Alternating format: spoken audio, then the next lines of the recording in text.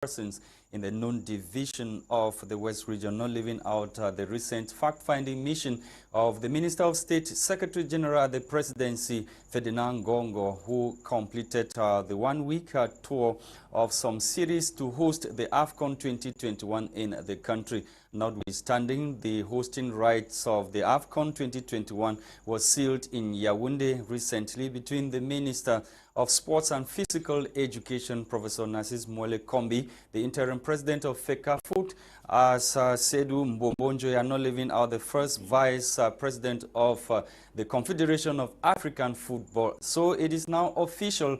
Cameroon will host the AFCON 2021, and we are told, as per the reports relayed by newspapers, that Cameroon is 95% ready to host the AFCON 2021 comes January 2022 in the country.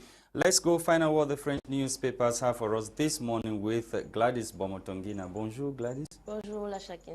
Bonjour à vous chers téléspectateurs et merci de nous retrouver pour cette nouvelle édition de Débrief. Alors nous débutons ce matin avec le journal Mutation qui parle en grand titre de la contre-attaque des ordures pour présenter l'état des cités de la ville de Yaoundé bordées d'ordures. À 2 mois de la CAN, les rues de la capitale sont de nouveau remplies de déchets ménagers. C'est de ça que parle le journal Mutation ce matin. Les détails sont donc en pages 4 et 5 de ce journal. Nous continuons ce matin avec le quotidien Réalité Plus qui parle de la visite des infrastructures de la CAN 2021. Le président Paul Biya a gâté la jeunesse africaine avec des grands stades ultra-modernes. Le secrétaire général de la présidence Ferdinand Ngongo a donc clôturé l'inspection de ces infrastructures sportives. Les détails sont donc en pages 2 et 7 de ce journal. Nous continuons ce matin avec l'économie quotidienne qui parle du paiement par monnaie électronique de nos jours.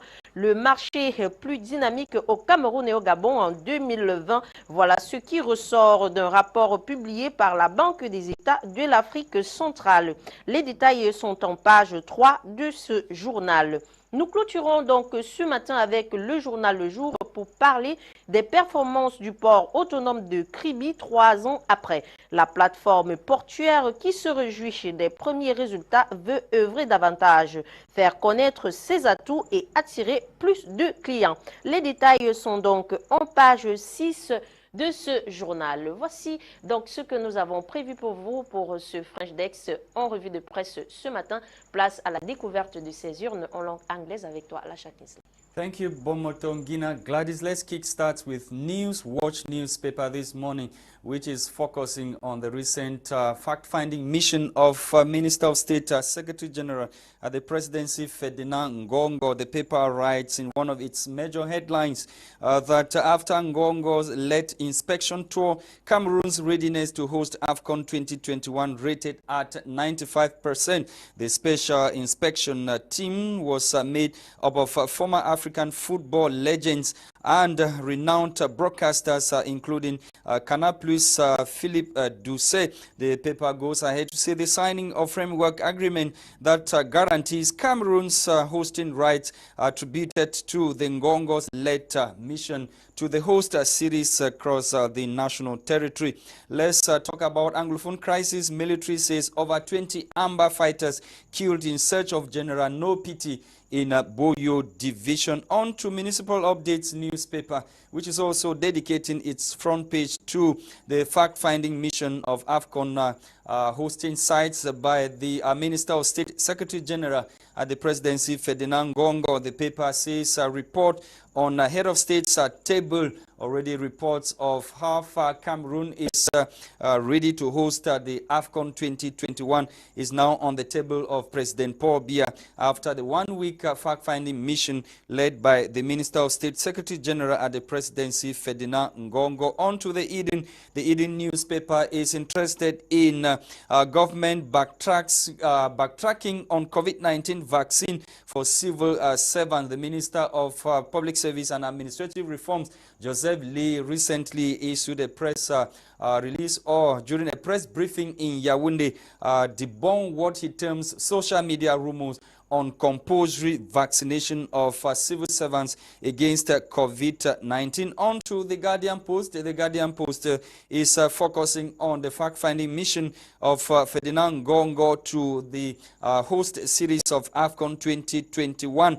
The paper writes that Ngongo's fact-finding mission confirms Cameroon's readiness for AFCON 2021 in the country. Thank you for watching, televiewers. We are back in the studio to continue with our discussions this morning, and we are receiving Nabil ZACKS, who is the spokesperson for the Association of Internally Displaced Anglophones living or residing in the Noon division of the West region of Cameroon. He is equally a journalist and a consultant. Good morning, sir, and welcome to the platform. Thank you very much, Lasha Kingsley, and thank you very much to the entire team of My Media Prime. This is the very first time we are receiving. We're glad you traveled all the way from the Noon division. Thank you. It's a pleasure being here, given that My Media is one of the leading TV stations in Cameroon today, given his newer, given that it's just, it has not been for long. Yeah, we had 3 years. December makes 3 years. Yeah, so in operation. that is it. That is a reason. So we'll say congratulations to the entire team. Say keep on. You know, it is very difficult to stay on at the top. It's easier to get there, but very difficult to be at the top. Yeah, right. So let's talk about the reports by newspapers talking about the readiness of Cameroon being rated at 95% when it comes to infrastructures to host the AFCON 2021. This is coming at a time where the Minister of Sports and Physical Education and the Cameroon Confederation of Football, or the Cameroon Football Association, FECAFOOT, just sealed a deal for the hosting rights of Cameroon. In your opinion, as a journalist and probably a football lover, is Cameroon really ready? Does it conform with realities on the ground? Yes, I like the way you put it, that they are ready when we talk of infrastructure, meaning that the other aspects we may certainly not be ready to talk about. I would not want to lie here to say that maybe they are ready or not. But if I take, for instance, like the Quaycom Stadium in Bafoussam, which is near Fumbot, where I reside, then I would tell you that they are ready, because the stadium was something to talk about, the readiness to host the Nations Cup. But when you look around the surroundings, hygiene still poses a problem. It poses a problem. Probably that is where the 5%, we have to complete the 5% to be 100% ready. Yes, and two, I was also thinking that given that Quaycom Stadium is near Fumbot or Noon division, there would have been some developmental projects around there to equally show that they are ready. But if we are focusing only on Stadia, then I think we are ready. Hotels too, from the reports coming from journalists who follow. Because I've not seen any renovations in hotels in Fumbot, for example, to tell you whether they are ready or not. I'm not seen. But in Bafoussam they are. In Bafoussam is a bit far from the Stadia than Fumbot. Okay. Yeah, the Stadia is at the border between Bafoussam and the Noon division. Okay. Precisely at the river Noon. Okay. Yeah, so it's difficult to say. On a l'impression que la visite des infrastructures, c'est bien beau, mais on a oublié aussi l'état de salubrité des villes. Quand on regarde la ville de Yaoundé ou bien la ville de Douala, qui sont les capitales du Cameroun, on peut se rendre compte que les villes sont bordées d'ordures, et on se pose bien la question de savoir comment est-ce qu'on va accueillir la CAN dans cet état. We are talking about the hygiene situation of, for instance, Douala and Yaoundé. I think that one is a tradition. It has been there long. So that is a question, or that is the reason why I'm saying that when we talk about infrastructure, we are ready.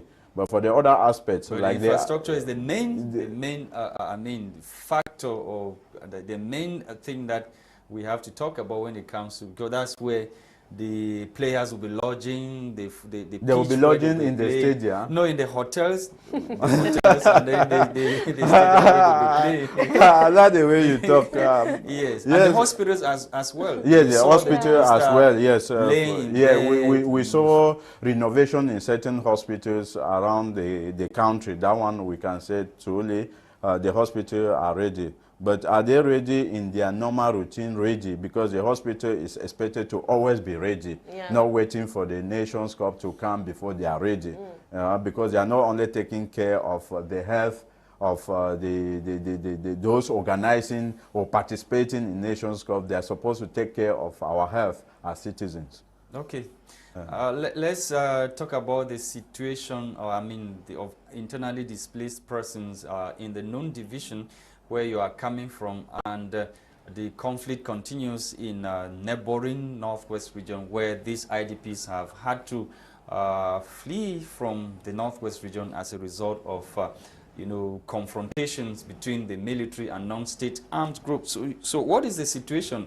You happen to be the spokesperson. Yes, I want to say that it's like I'm not like talking on behalf of people. I'm equally an IDP. Okay. Yeah, so I'm an IDP from so you know where the shoe pinches. Yeah, so it's not like coming to talk about what you don't know. It's something we live. So what is the situation? One thing I want to say, Mr. Lasha, here is that I want to first of all congratulate the hospitable nature of the people of the known division. It's just unfortunate that I'm talking when the Sultan is no longer alive. So it's a very regrettable situation, because known division is, I think, for the communities I happen to pass across in Cameroon, I will tell you without fear that known division is the most hospitable community in Cameroon for now. Wow. From my own personal observation. Because why I'm saying so, because talking about issues of discrimination, it is very, very minimal. Very, very minimal. I've not heard of any of our brothers and sisters maybe complain about discrimination, apart from the normal challenges human beings. Yes. Okay. Yeah. And you regrettably, for the past 5 years now, so many of festivals or traditional cultural festivals like the Shatan and the rest have not taken place as a result of the conflict. And apparently you, the IDPs residing in the known division, you want to do something probably to bring back memories and try to please yourself. So thank you very much. You know, those who believe in traditions, they believe that if the normal rituals are not done, at least our gods will always be angry with us. For the 5 years, as you say, there are many other communities. There are some who are doing it. There are others that for the past 5 years, they have not done it. So some of us have been used to our annual cultural festival, which is not taking place now. So that is the reason that we thought it wise that it was good we organize a cultural festival. The cultural festival is known as Grassfield Multicultural Festival. That is going to take place from the 7th to the 13th of November in Fumbot. And this festival is not like organizing a festival maybe for the Mboyakum people where I come from, maybe for the Bacham people, maybe for this. It's a cultural festival, we say multicultural festival. Given that, one thing I equally forgot to inform you is that Fumbot, like in known division, is like a Cameroon in miniature, meaning that majority of the communities in Cameroon, they are residing in Fumbot. If you want to talk about the Sawa people, they have their meeting house there. If you want to talk about the people from the Grand North, they have their meeting house there. Not to talk of the communities from the Grassfield regions. Grassfield region, we are talking about the Northwest, the West regions, part of the Southwest, part of the Central region, which is Mbam and Inubu, Mbam and Kim, and Banyo. in Adamawa region. This is what history to us is that this particular communities make of grass field. So that is the reason why we deemed it necessary that it was important that we organize a cultural festival where you come with your own culture. It's not like you are coming to do my own. Yeah. The Bambalam people or the Mboyakum people will be doing theirs. Those from Balunkumba will be doing theirs. Those from Bacham, Bambutos, and they will be doing their own cultural festival. So we have activities like cultural dances, cultural music, gastronomy. We equally have Miss Grassfield, beauty contest. Not beauty contest, maybe with mini skirts and all those type of, no, natural beauty contest as we talk. We have a fashion parade. We equally have a mini agro-pastoral show because some of us IDPs who got there and the Sultan and the traditional authorities of the Noon division, they gave land, and at least we are doing something. Though we cannot be satisfied, but they say when you say thank you, it means you are asking for more. So we are asking for more. Away from that, we have football tournament, Mr. Lasha. We have football tournament, and this football tournament is intertribal football tournament for us to commune because so how is living together in Fumbo? I want to talk on that aspect. Okay, living not only in Fumbo is just a case study. Talk about the Noon. Living together is real. We are the festival. First of all, is to celebrate this living together because the theme of the festival is promoting peace and integration between the internally displaced and the local population. We are not saying that we have problems there as far as that is concerned, but we want to demonstrate so that others can copy. So those people who make you guys to run away from your regions of origin, who say they are protecting you, and then they call this other part the enemy camp.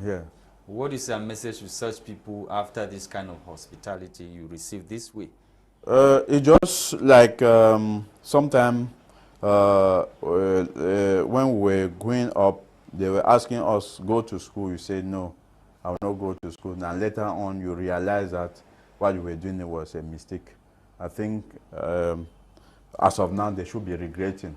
It's just because they cannot be saying this is the enemy camp. And most of the people you say you are protecting, they are running away into the enemy camp. And they are going there not to come back. If you go to the Noon division, come beautiful houses that it is IDP that are building those beautiful. Do you think that even if the situation, the normalcy return today, are you sure they will still go back there fully? Even if they go, surely it will be a second home. It may not be the first home. So how much many of our children are schooling there? They are not schooling for free. They are paying money. You are doing business. The houses they are constructing, is their money going back to the northwest or the southwest region? It is in that enemy camp.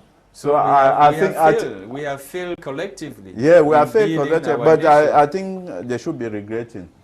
They should be regretting. It just that it may be difficult to come up and say we are sorry for what we are doing. We are not saying that we don't have problems. We are just saying that the approach is not the right approach. Okay. Yes. Right. Yes.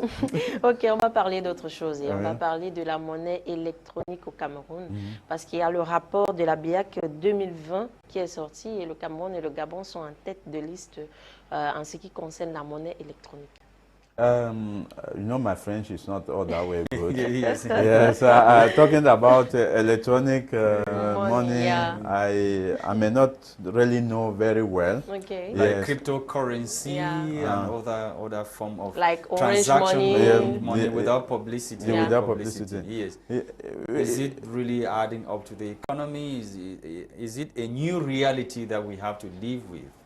Apparently, some countries are still dragging their feet. But you know that when it comes to this, in anything, there is the good and there is also a bad part of it. And I think the advantages of it is more than the bad part, disadvantages. And I think that idea is a welcome idea. You remember in those days when we were going to school, it would take a very long time before a letter could reach your parents. And before they could even respond. But today, you write, you talk live on phone. If there's any small thing to send, they send from the comfort, from their home. Yeah. All right, before we go out of the program, I wanted to find out the modalities if you want to be part of these cultural festivals. I mean, the cultural festival. It's a grassroots multicultural festival. So what is the criteria? The criteria is very simple. It's just for you. People from different communities. People from different communities. Celebration. It's celebrations. There is no restriction. We are not just saying that it is solely for the people from the grassroots zone. Okay. No. Even people, the sour people, they will be there. Those from the ground now, they will be there. So when you were talking, I was like worried. So how are you going to ensure that this issue of COVID-19, you know, in the same known division, we've not had one festival because of COVID-19. What are the measures putting in place? There are measures we have put in place. That is why even in all the correspondences we have sent outside there, it is well stated, even invitation. Yes. That it was we have to strictly respect the COVID-19 barrier measures. And also we have written to the Ministry of Public Health to assist us in one way or the other. You know, this issue about COVID-19 is a kind of complex issue. There are a lot of interpretations about COVID-19. And we think that one of our activities is to sensitize people about COVID-19 and other societal ills. Especially the vaccination. The vaccination issue. So talking about COVID-19, we are very, very conscious about that, and measures have been taken as far as that is concerned. We will not let you go without saying something in the Bamon language to the people who are watching us from the known division. I may not say it perfectly, but I will try to say it, given also that it happens that my mother comes from the known, and that is it. Mother, me pay your money, Pama, but the in the sample sake apa Elena mina menze mi program kwat the oti sambalenje we made it time shop lenje ti ram shwe mo mfumbot yi man kwa pa in fa yo ni ka po pa ndin shot nkombombo na tung aponta pete pin nkonto mbaru po pa bo kan kwa ambi nkombo bona bi fa yo ni tung an fom biera shupo fom pama ye ndi pa po na menze mi ni yawe sui mati arijana Mandon po kepenze ko ni yo tung apamam kambi kanjawi tung at Sa Majesté Mohammed Nabi for reform. Enjoy ya. Thank you very much for coming, sir. Thank you very much for inviting me, and thanks very much for the authority of this media organ, the promoter, and equally the general manager, Mr. Kum Leonard, and all the entire crew. I'm saying that officially on camera, inviting the entire team of my media prime to be there from the 7th to the 13th of November. Thank you for coming, sir, and do have a safe journey back to the known division where you reside. You are an IDP coming from the northwest region of the country, and you are the spokesperson or the spokesperson for the known Association of Internally Displaced Anglophones residing in the known division of the West region of Cameroon. Thank you to televiewers for taking our time to watch this very second edition of the program for the week. Hopefully we'll be together tomorrow for yet another edition of What the Papers Must Have Said. The program was produced by Christain Tebong. For presentation, we've been Bomotonguina, Gwladys, and myself, Lasha. Bye-bye. Tomorrow is another day.